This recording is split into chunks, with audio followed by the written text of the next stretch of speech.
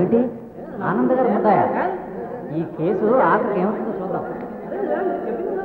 ఏమిటండి చాలా ఆశ్చర్యంగా ఉంది.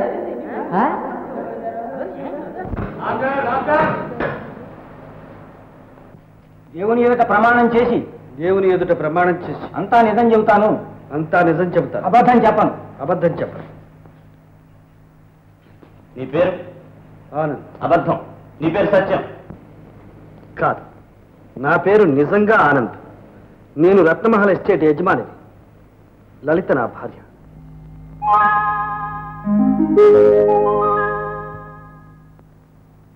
నాకు వివాహం కాకపూర్వం మాలతో పరిచయం ఉండేది. నేను లలితను మనసారా ప్రేమించి పెళ్లి చేసుకున్నాను. ఆ తర్వాత మాలకు నాకు ఎటువంటి సంబంధము లేదు. లలిత నేను ఎంతో అన్యోన్యంగా ఉండేవాళ్ళం. మాకు రాణి పుట్టింది. ఆ తర్వాత 1 సంవత్సరానికి లలిత నేను విశ్రాంతి కోసమని సమ్మర్ రిసార్ట్కి వెళ్ళాం. అక్కడ ఒకనాడు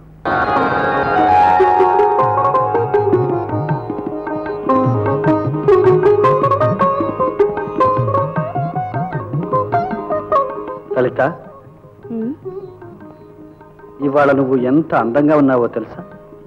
ఎంత అందంగా ఉన్నానేమిటి? అద్దం ఉంటే తెలిసేది, చూపించడానికి. ఉందిగా అద్దం. ఏది? ఇదే నా అద్దం. ఇందులో నా అందం చూసుకోగలను.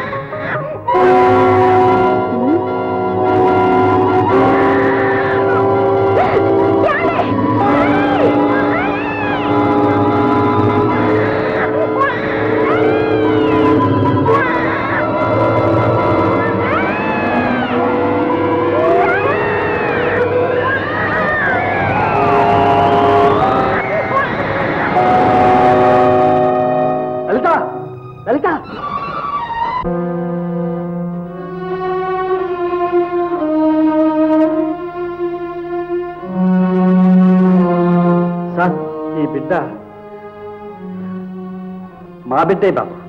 బిడ్డ బంతిలా ఎగిరిపడింది సార్. ఇంకాస్తుంటే దక్కేది కాదు.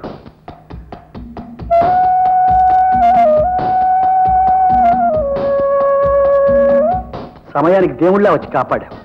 నువ్వెవరు బాబు? నా పేరు సత్యం సార్. నన్ను మీరు ఎరగరు. మిమ్మల్ని నేను బాగా ఎరుగుదును. నేను మన ఎస్టేట్ వర్క్షాప్లో పనిచేస్తున్నాను సార్. ఎవరైతేనే నేను నీకు రుణపడి ఉన్నా. అదేమిటి సార్, మా తాత ముత్తాతల కాలం నుంచి మీ ఉప్పు తిని బతుకుతున్నాం. మేము మీకే రుణపడి ఉన్నాం. అదేం కాదు బాబు, నువ్వు చేసిన సహాయానికి ఇది విలువ కాదు. కానీ ఈ డబ్బు తీసుకో. వద్దు సార్, నాకు ఇదేం వద్దు. ముందు మీరు అమ్మగారిని డాక్టర్ దగ్గరికి తీసుకెళ్ళండి. అవును, నేను ఆవిడ హాస్పిటల్కి తీసుకెళ్తాను. నువ్వు ఈ పాపను తీసుకెళ్ళి బంగాళాలో ఉండు. అలాగే సార్.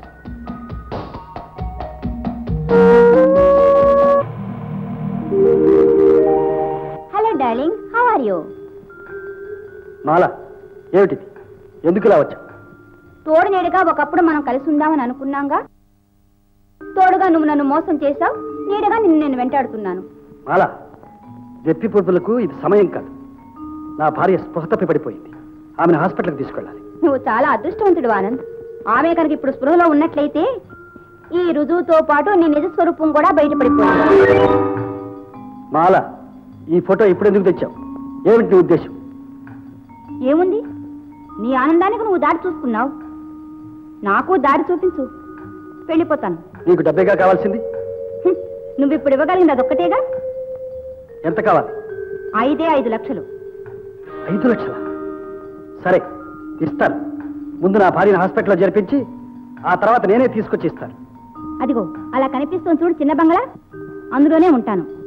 వచ్చావా సరే, లేకపోతే నేనే వచ్చి మీ ఆవిడికి స్పృహ తెప్పిస్తాను. సరే. లలితను డాక్టర్ దగ్గరికి తీసుకువెళ్ళారు. మతి భ్రమించిందని, పిచ్చిగా మారినా మారవచ్చని చెప్పారు. లలితను నర్సింగ్ హోమ్లో చేర్పి 5 లక్షలు తీసుకుని మాల ఉన్న చోటికి వెళ్ళాను. మాల, ఇవిగో నువ్వు కోరిన 5 లక్షలు తీసుకో. నువ్వు నమ్మినా నమ్మకున్నా నిన్ను నేను నిజంగా ప్రేమించాను. నీ సహాయంతో ఈ ఊబిలోంచి బయటపడదామనుకున్నాను. నాకు ఆ అదృష్టం లేదు. నువ్వు అవకాశం ఇవ్వలేదు. ఆ కారణంగా నీ మీద కక్ష తీర్చుకునేటంత కసాయిదాన్ని కాను. నిన్న నా వెనక మా బాస్ పొంచి ఉన్నాడు. ఆ పరిస్థితిలో ఆత్మను చంపుకుని 5 లక్షలు అడిగాను. వద్దు అనంత్, వద్దు. నాకు ఈ డబ్బొద్దు. నువ్వెక్కడున్నా సుఖంగా ఉండాలి. వెంటనే నువ్వు ఇక్కడి నుంచి వెళ్ళిపో. ఆలస్యమైతే మా బాస్ వస్తాడు. ఆడు ఇదన్నమాట ఇక్కడ జరుగుతున్న నాటకం.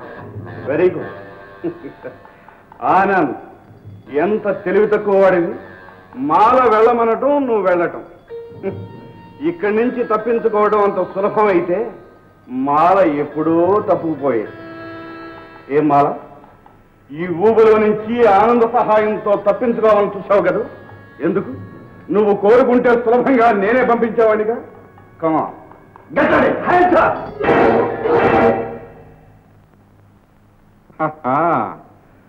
సిద్ధంగానే వచ్చావన్నమాట. కమా షూట్ షూట్.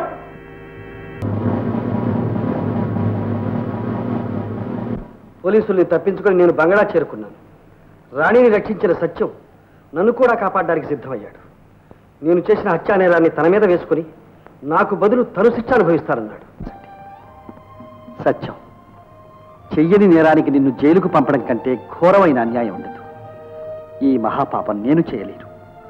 అందుకని నాకు నువ్వు చిన్న సహాయం చెయ్యి. ఏమిటండి? నువ్వే నా పేరుతో వ్యవహరించి రత్నమహల్ పరువు ప్రతిష్టల్ని, నా భార్య బిడ్డల్ని కాపాడు. సార్ సార్, ఇది నా వల్ల కాదు సార్. ఇంత సాహసానికి నా అంతరాత్మ ఒప్పుకోవడం లేదు. ఇందులో సాహసమే ఉంది సార్. పాపనైతే బిడ్డలాగా చూసుకుంటాను కానీ ఆ తల్లిని అదే నీ మీద నాకున్న నమ్మకం. లలితను తల్లిలాగా, రాణిని బిడ్డలాగా చూసుకుంటామని నమ్మకంతోనే ఈ బాధ్యతని అప్పచెప్తున్నాను. సార్, ఎంతకాలం నేను ఈ నాటకం ఆడగలను? ఎంతకాలం ఆ తల్లిని బిడ్డను మోసం చేస్తూ బ్రతకగలను? ఈ శిక్ష కన్నా నాకు ఆ జైలు శిక్షే నయం సార్. ఎంతో కాలం అక్కర్లేదు. ఇదిగో ఈ ఫోటో సహాయంతో హంతకుడిని పట్టుకోవచ్చు. నేను నిరపరాధిని రుజువు చేసి విడుదల చేయొచ్చు. ఇదిగో తాళా. సత్యాన్ని అలా ఒప్పించి నా ఆస్తిని, సంసార బాధ్యతను అతనికి అప్పగించి సత్యం పేరుతో నేను పోలీసులకు లొంగిపోయాను. నేను జైలు శిక్ష అనుభవించానన్న మాటే గాని సత్యం బయట ఉండి ఎన్నో అగ్ని పరీక్షలకు గురై ఉంటాడు. నా వంశ ప్రతిష్టను, నాకిచ్చిన మాటను కాపాడడం కోసం, ఈ నేరాన్ని రుజువుపరచడం కోసం ఎన్ని బాధలకు గురై ఉంటాడో నేను ఊహించుకోగలను. అతని రుణాన్ని నేను జన్మ జన్మలకు తీర్చుకోలేను. ఇది యథార్థం. ఇంతకన్నా నేను చెప్పవలసిందేమీ లేదు. తీర్పు ఎల్లుండి బుధవారానికి వాయిదా వేస్తున్నాను.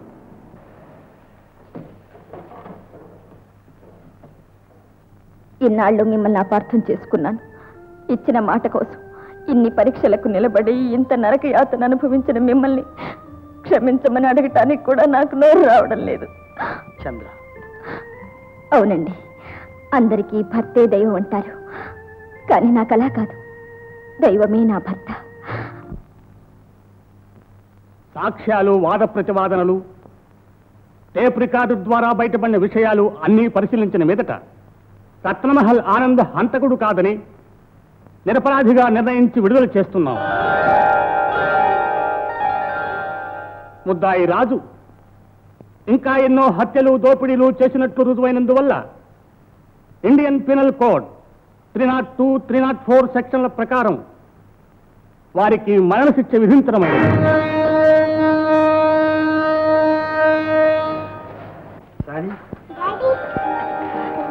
ఎంత గండం గడిచిందండి.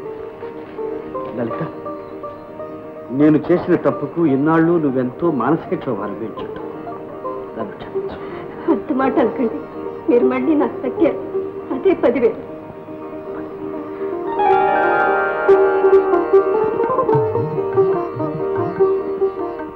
సత్యం, నీ రుణం ఈ జన్మలో తీర్చుకోలేదు.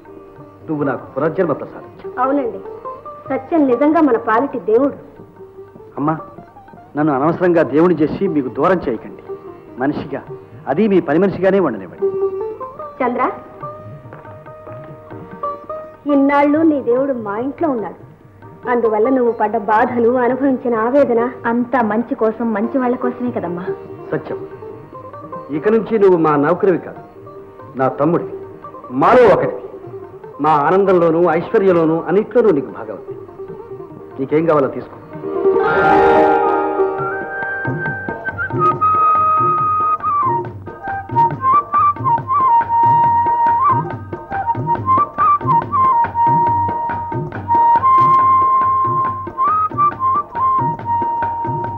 సార్ నాకు కావలసింది తెచ్చాను, మీ చేతులతో ఇవ్వండి. సత్యం, ఏమిటిది? 200? అవును సార్, మీ అభిమానం ఉన్నంత వరకు నాకు ఈ 200 2 లక్షలు.